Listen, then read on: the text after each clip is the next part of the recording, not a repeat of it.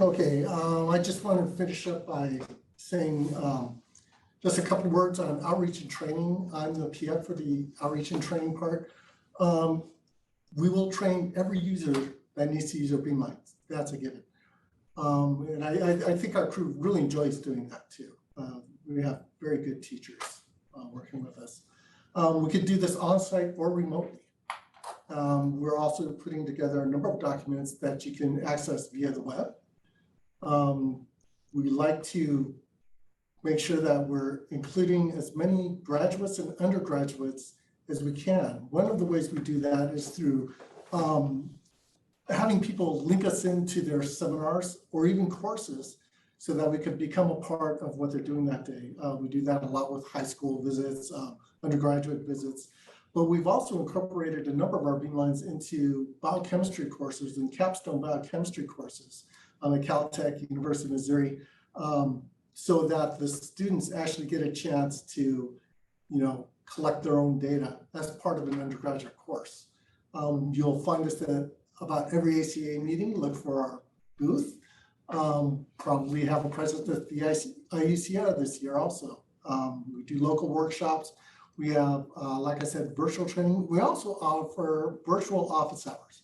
So if you have a question, just generally something coming up, something you're working on, or some data you've already collected, let us know and we'll set up an office hour so that we could just go ahead and talk about that. And that doesn't matter whether you collected the data here or not. This is just a general thing. Of course, most of the time people are asking about specific beamlines that we run ourselves. We're also working on lots of coordination with the other light sources, especially with our colleagues that are turning off the lights next week. They are still a great resource for contact and trying to get beam time because they know us. They'll send an email, they'll give us a call. I'd like to plug our ALS-enabled webpage, and that's at als-enable.lbl.gov. You'll find links to all of our beamlines. You can look at per beamline. You can look at us via what technique you'd like to use. We've also got news and science highlights, training materials, and links to individual web pages, which is really great if you want to get to the civil stuff, because civil's the BioSACS group, they just have tremendous resources available through their web page. So just as a summary, we all do standard on-site MX at our MX beamlines. We do also offer room temperature and experiments and plate screening. BCSB has automated data collection. So basically you can think of us as one meta beamline when you think about your proposal, right? If you just choose ALS-enable, like Andy was saying, we will triage this. We as the beamline scientists look at each other and decide where the best place for it would be. Collaborative crystallography, if you contact Banu or myself, we'd be happy to walk you through that process. Greg mentioned his small angle scattering work, and you could contact either him or Mikkel Hamill from the Civils group. Corey, X-ray footprinting, extremely exciting stuff. It's just really fun watching that program take off here on the floor. And you can contact Corey as she expands this program. Just another note, if anybody's interested in becoming PRTs, the thing about PRTs is, like I said, it gives you the most flexibility in getting beam time. Most of us call it on-demand beam time for our PRT members. I think the fastest I was able to get somebody up at 422, they contact me and they had their crystals inside the beam within 7 minutes. And I felt bad because I promised them 5. But I got caught up in the hallway on my way downstairs. And it's extremely flexible. Industrial users, the PRTs have a number of ways for you to gain access also. But basically, if you contact us, we could walk you through that process. So gaining access for both general user proposals and rapid proposals, make sure that you register as an ALS user. Also ensure that your institution has an ALS agreement. So one of the things we do look for is what institution you are on, what agreements we have in place. As far as rapid proposals go, most of us have increased the percentage of rapid proposals we're allotting during the APS dark periods, since so many people are going to be jumping in for the first time. Yeah, with that, I'd like to thank all my speakers. I'd like to thank Paul for getting this all put together. And I'd especially like to thank Catherine Burnett and Corey Ralston for help putting this whole thing together and ensuring that it runs smoothly. With that, we've left some time for questions and answers. I believe we are going to be doing this via the chat window. Is that correct, Kath? Yes, so if you have any questions, please feel free to put them into the chat and we will read them off and answer them. Chat or Q&A? Is there a difference? Oh, there's a Q&A section. I'm sorry. There's a Q&A. So you want to answer one of these live? Does that mean that you... So we have a couple of questions. Maybe we should just go through them. Right. Sure. So someone was asking about, I guess that's been answered, the 18mm pin questions for answered. Okay. I just answered the HHMI question. You want to just repeat out Yeah, loud? would you like to put these out loud? Yeah, so in order to get access to the HHMI beamline, HHMI is providing us a list of investigators that are allowed to, and then we could just check your name on the list and get back to you in that regard. And I'll mention this about PRTs, right? You may be a part of a PRT and not even know it. This happens to my PRT all the time. So I often get people from the University of Iowa, especially, it's like, oh, we're a part of this. Talk to people, talk to a beamline scientist, let us know where you're from, and we can tell you if you're already a part of a PRT, if you have some kind of PRT access. Shadon, hey Shadon, how's it going? It's been a while. So he's asking James about metal scanning. Can you tell if the metals are in the crystals or the solutions? You can, well, he said and, so, but the long and the short of it is you can tell if the metal is in the beam. Yes. So if there's metal under the beam, it will light up in fluorescence. The way to tell if it's found in the crystal, that's a different experiment. You want to collect diffraction data. By the way, do the metal scanning thing, the crystal can be dead. It doesn't have to diffract at all. You want to collect diffraction data above and below the edge of interest. And then it will either light with an anomalous signal in one and not with the other. There's nothing else in the periodic table that will do that. So it's actually one of the best ways to definitively identify a metal in a sample. A lot of people back. So I also recommend, if you're collecting and you're processing data, and you're just doing one ounce of native data and you've processed and you get the message that says, hey, we saw an anomalous signal. You probably did. This is a quick experiment you could do after processing. Just throw it back up with the robot, do an elemental scan, and it'll give you an idea of what to include, because I mean, it's experimental phasing information, and that's always worth including. The question is going to be hard to answer. Based on the number of proposals you've received, will you see decreased availability at ALS-ENABLE after the APS shuts down? That's a good question. We're in Sweden. Yeah, we don't know. I guess we can't answer that. You know, well, Catherine, you're closer to the proposals than we are. But... Yeah, I feel like we have a lot of time, especially I think both 831. The best thing to do is come and we'll see. We'll do our best to fit you in, definitely.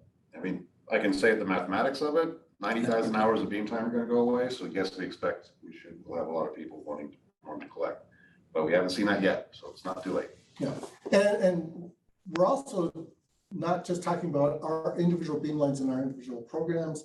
With ALS-ENABLE, we are really working together and sharing resources, including staffing, so that we could get more things up at night, turn things around better.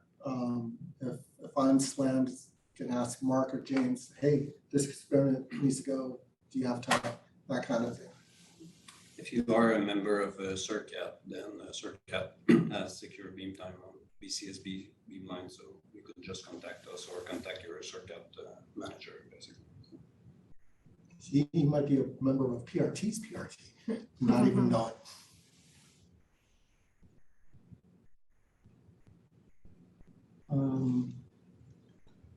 The anonymous attendee. Oh, I think. Well, that was a conversation about the detergents in. And I suspect that's an answer from Cyan, who's being very precise about how much detergent you could put in your solution for footprinting. But like he said, it depends a lot on the water content of the protein that you're trying to get structural information on. So I recommend you talk to us, email us, and we can set up a Zoom to talk with you and learn more about your system and try to figure out if the footprinting is worth trying. Okay, A so, question from Bayer. yeah, Mark, you want to do that? yeah, Mark, no, So I'll take which one, which question? The worker there, Timothy, right now? Timothy Riddell. Okay, let me read that and I'll get back to you. You could answer a different question as well, but I'll read that one. Collecting data from long unit cell axes. Is there any special setup for this? Yeah. You want a large detector, Yeah. or you want to turn up the energy, or maybe a combination of both. And you can, you could use also to shift the detector up if you're pushing the detector far back in order to achieve the resolution. And there's a few beamlines that does that at the ALS. Detector angle. Yeah, that's right. The vertical one shift. We have Q315s, so. No, they're all off before. So fortunately, the Polaris detectors have fewer pixels than the CCDs did. So that does make this a bit more complicated, but large unit cells are not that much of a problem. Large unit cells that diffract really well, that puts a challenge for detectors, but it's still something that, again, when you put in a proposal, describe the science you want to do, and we'll help you with that. Not exactly how big is the unit cell, how well is diffracting. Right. We also have a number of beamlines that have kappa or mini kappa capability if your spots like to line up in a specific orientation. That's just terrible for data collection. You know, they're all standing up and they want to rotate in. Getting that off axis can help. But yeah, that's another one of those things where tell us what you got and we'll talk about where the best place to put it would be. Mark, do you have an answer to something? I'm sorry, now Oh, read the what? question. You don't want to say that now? Yeah, I think there's a question about data process, CIRCAT, and data processing and accessing BCSB beamline. I'm going to answer in general that any data sets that I think all the ALS-enabled beamlines are automatically processed when the data set is collected. This thing takes about a few minutes, and then at the end of the day, you have your data reduced and MTZ file generated. So. I'd like to just make a general comment on automated data processing. I love it. It's great. It usually does a very good job for standard crystals, and you should never stop there.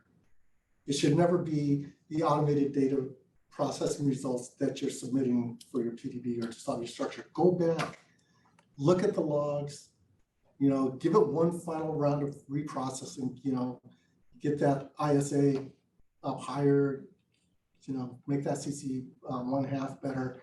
You can always get a little bit more. And sometimes, you know, it will really help where, you know, you gain a half angstrom or something like that, or you find out, oh, it's the wrong space you're doing it. So every time you get, and this is general, anywhere you get an automated data processing result, go through it again. So the second part of the question is about allocation and the number of hours per shift that is being done, especially for industrial and proprietary users. So contrary to the APS, the ALS is working with the minimal shift of 4 hours from a proprietary point of view. So I think if you run less than 4 hours, this is going to be the minimal charge that the ALS will do. So we go by half shift to some extent, so half shift, 8 hours, and so on and so on.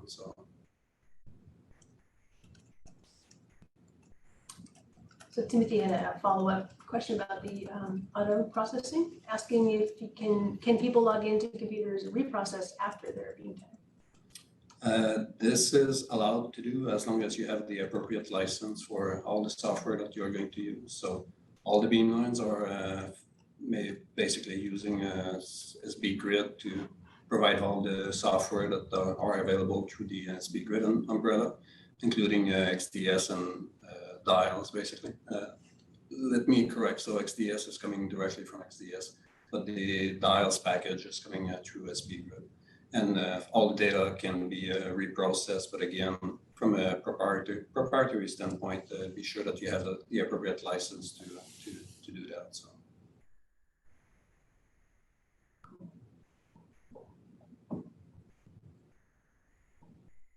I think Andy answered another question. Yeah, great.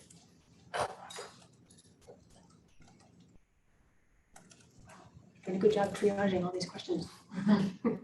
So we do have a couple of minutes left in case anybody would like to get a final question in. Does anybody at the table have any final thoughts before we take off?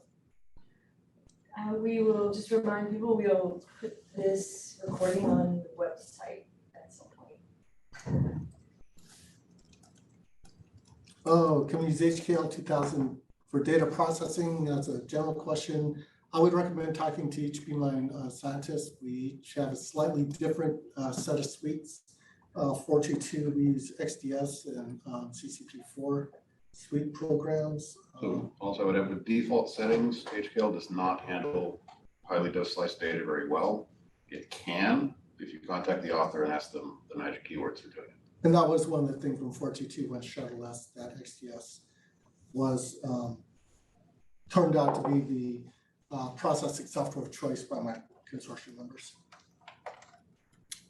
So I can add that for the BCSB detector right now. We're attempting to get the dev site file for all the detectors that we have, so that at least you could get a first start in using HKL if you want to do so. Yeah, that's a good point. Most of us do have dev.site files that we can give you for our detectors. If you have HKL 2000 and would like to process it yourself at home. Good question from Jeremy.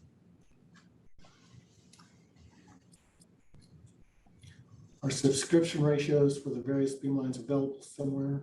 Ratio of applications is shift supported? I don't believe so. Not that I know of.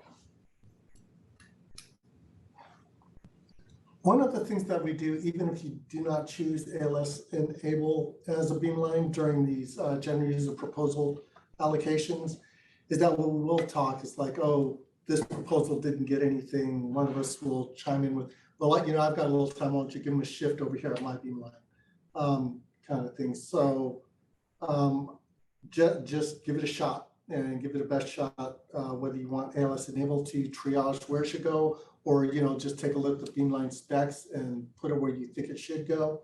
Contact a beamline scientist. And we really are in the habit of saying yes and getting people as much beam time as possible. A lot of things don't score well because they're so early in the thing, but that's some of the most important beam time you could get is at the beginning of a project to help, get everything optimized in a reasonable amount of time so that you can get the project done. I could add that at this point of time, the subscription ratio would be a little bit biased because a lot of those beamlines have been upgraded with detectors and now they are performing to the level of all the other beamlines. So I think that's the good thing at this point. We have all our beamlines upgraded so that we can support the wave of new users that will come from the APS particularly. So. I think right now, as it stands, if you want the midnight to 8 a.m. shift on Saturday morning, you can get it. Unless I'm collecting. So there's 422 won't be available because that's my favorite time to collect. So this is another point that James and Jay are just talking is that indeed at the ALS we have support really from sometimes 5 a.m. in the morning down to midnight in the evening. So we're making sure that at least you will get support when needed. And the most critical thing is that we don't like to lose any crystals from the robotic system. So we're making sure that all of our beamlines are well equipped so that if anything is going wrong with liquid nitrogen that you were, then we can act rapidly to be able to come and save the samples. So we know how precious are those samples to you guys. So.